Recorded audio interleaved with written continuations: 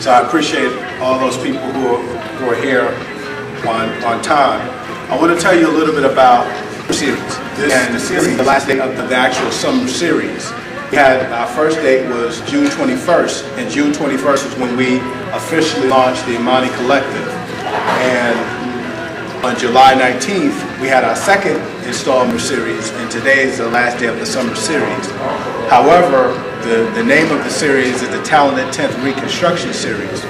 And I want to tell you a little bit about the series so you have an idea of what it is that we're looking to accomplish. The Talented 10th Reconstruction Series is designed to amalgamate principles taught by Booker T. Washington, the idea that we should use our basic skills to lift ourselves to a competitive level with the corporate elite, with those of W.E.B. Du Bois, which said that we should attend the finest institutions so that we could become the elite. The premise underlying this series is that we need to attend to both approaches in order to move beyond mere survival as progressive people. As part of this series, we hope to inspire the birth of new companies and breathe life into those on respirators. We hope to create a platform for tangible exchanges cross-generationally while providing practical empowerment to professionals, laborers, parents, and students as well. Now, there are a few things that the IMANI Collective will introduce over time. One thing we want to do is get into developing a bartering system, and you'll be hearing more about that in the near future. We also want to develop an independent currency. Some of you have heard of the journalist Tony Brown, Tony Brown's Journal.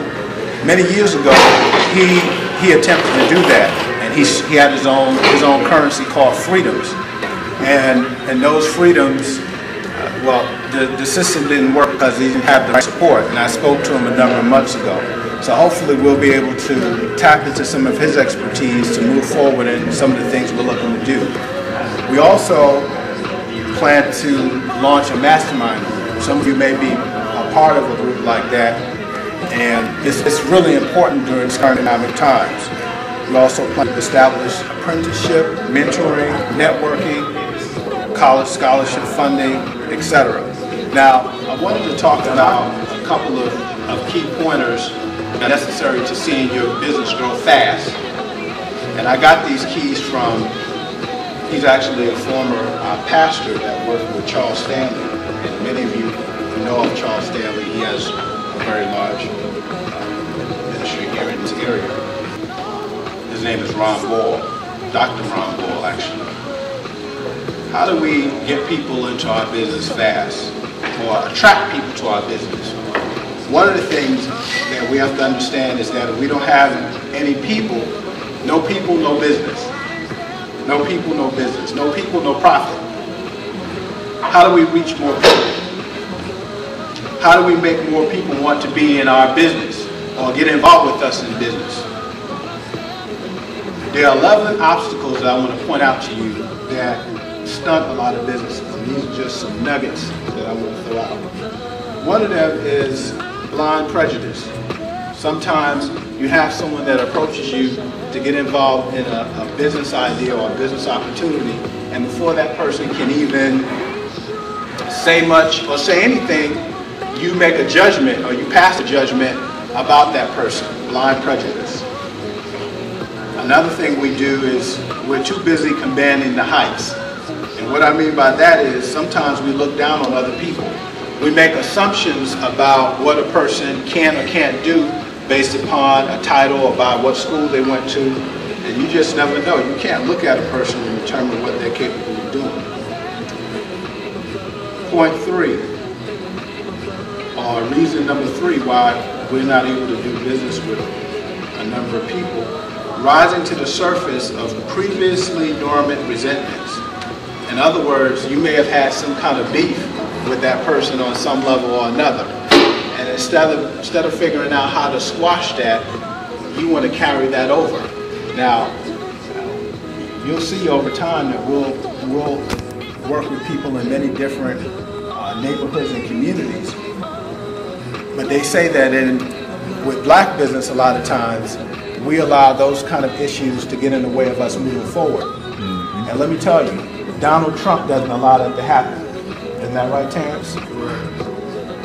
So we have to learn to put those petty differences aside and be able to move forward.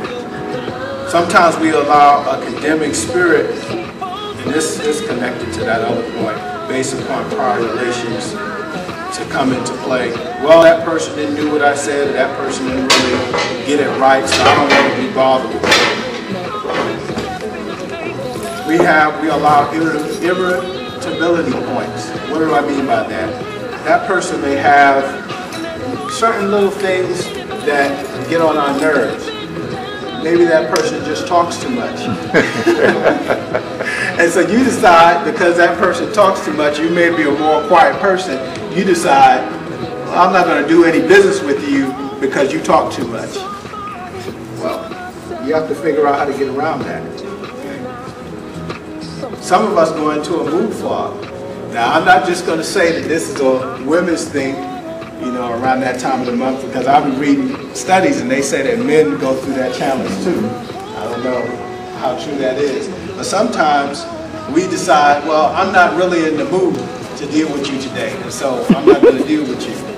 When you're in business and a person is trying to get something done with you, that's not the time to allow your mood to control what goes on in the marketplace. And of course, there are always personality clashes. You know, I'm a human behavioral consultant, and one of the most valuable things you can do is get a personality assessment on yourself so you can get an understanding of how you're wired, and then also learning about the personality style of your spouse or the people that you work with in your work environment.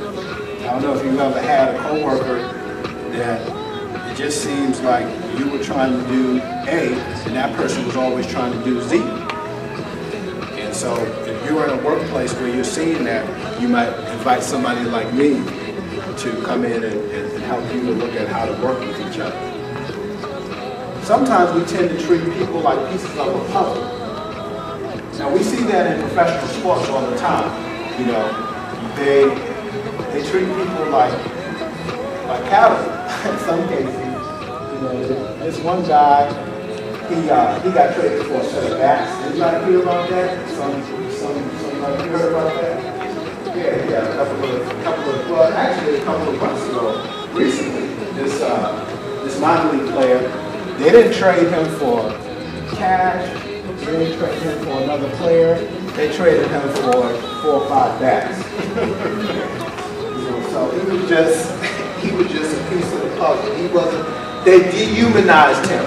Do you dehumanize people? Do you greet people or meet people because you only see them as a piece to the puzzle that you're trying to? You got this puzzle, you got this configuration, and your only reason for meeting them is to help you do your thing? What about how you can help that person?